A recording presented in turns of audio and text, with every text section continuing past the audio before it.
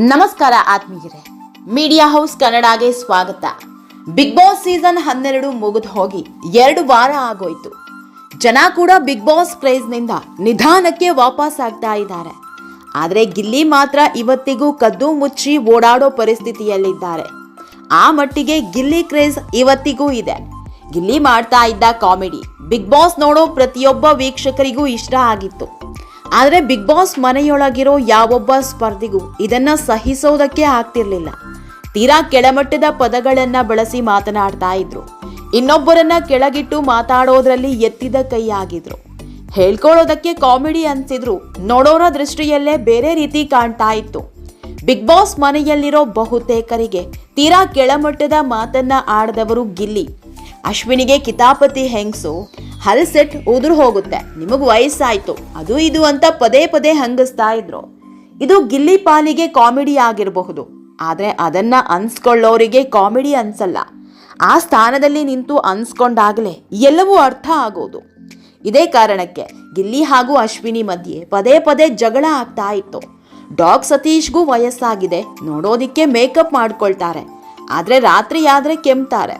ಅವರು ಹೇಗಂದ್ರೆ ಟಿಂಕರಿಂಗ್ ಮಾಡಿಸಿರೋ ಹಳೆ ಗಾಡಿ, ನೋಡೋಕೆ ಚೆನ್ನಾಗಿ ಕಾಣ್ತಾರೆ, ಸ್ಟಾರ್ಟ್ ಮಾಡ್ತಾ ಇದ್ರೆ ಸೌಂಡ್ ಮಾಡೋದಕ್ಕೆ ಶುರು ಮಾಡ್ತಾರೆ ಅಂತ ಕಿಚ್ಚನ ವೇದಿಕೆಯಲ್ಲೇ ಹೇಳಿದ್ರು.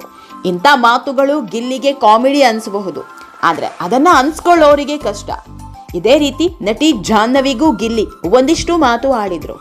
ನೀನು ಮುದುಕಿ, ವೃದ್ಧೆ ಅಂತೆಲ್ಲ ಕರೆದಿದ್ರು. ಯಾವುದೋ ಒಂದು ಸನ್ನಿವೇಶದಲ್ಲಿ ಅಲ್ಲಿ ಪದೇ ಪದೇ ಈ ಮಾತು ಹೇಳಿದ್ರು. ಇದು ಜಾಹ್ನವಿ ಕೆರಿಯರ್ಗೆ ದೊಡ್ಡ ಹೊಡೆತ ಕೊಟ್ಟಿದೆ. ನಟಿಯಾಗಿ ಮಿಂಚೋ ಕನಸು ಕಾಣ್ತಿರೋ ಜಾಹ್ನವಿಗೆ ಗಿಲ್ಲಿ ಆಡಿರೋ ಈ ಮಾತುಗಳು ದೊಡ್ಡ ಡ್ಯಾಮೇಜ್ ಮಾಡ್ತಾ ಇದೆ.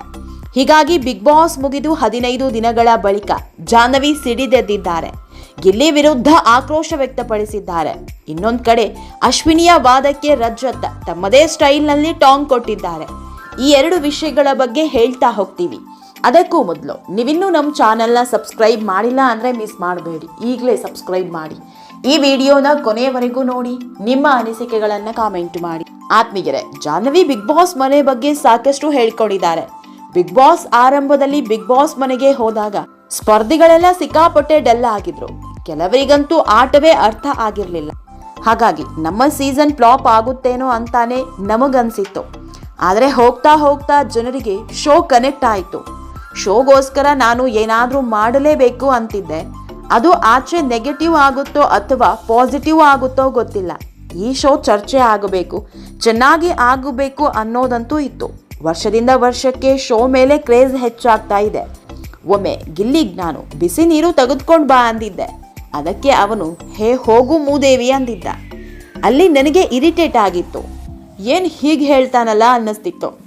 ಆಚೆ ಬಂದು ವಿತ್ ಮ್ಯೂಸಿಕ್ ಎಡಿಟಿಂಗ್ನಲ್ಲಿ ನೋಡಿದಾಗ ಏನು ಅನ್ನಿಸ್ತು. ಒಳಗಡೆ ಕೆಲ ಸ್ಪರ್ಧಿಗಳ ಮೇಲೆ ಏನು ಫೈಟ್ ಇತ್ತೋ ಅದು ಈಗಲೂ ಹಾಗೇ ಇದೆ. ಗಿಲ್ಲಿ ನನಗೆ ಜಾಸ್ತಿ ರೇಗಿಸ್ತಾ ಇದ್ದ. ಕರಿಯರ್ನಿಂದಲೇ ನಾವೆಲ್ಲ ಮೇಲೆ ಬಂದಿರೋದು. ಆ ಕರಿಯರ್ ಬಗ್ಗೆ ಕಾಮೆಂಟ್ ಮಾಡಿದಾಗ ನೀವು ಮುದುಕಿ, ವೃದ್ಧೆ ಅಂತೆಲ್ಲ ಅಂದಾಗ ನಮ್ಮ ಕರಿಯರ್ ಮೇಲೆಯೂ ಅದೆಲ್ಲ ಎಫೆಕ್ಟ್ ಆಗುವ ಚಾನ್ಸಸ್ ಇದೆ.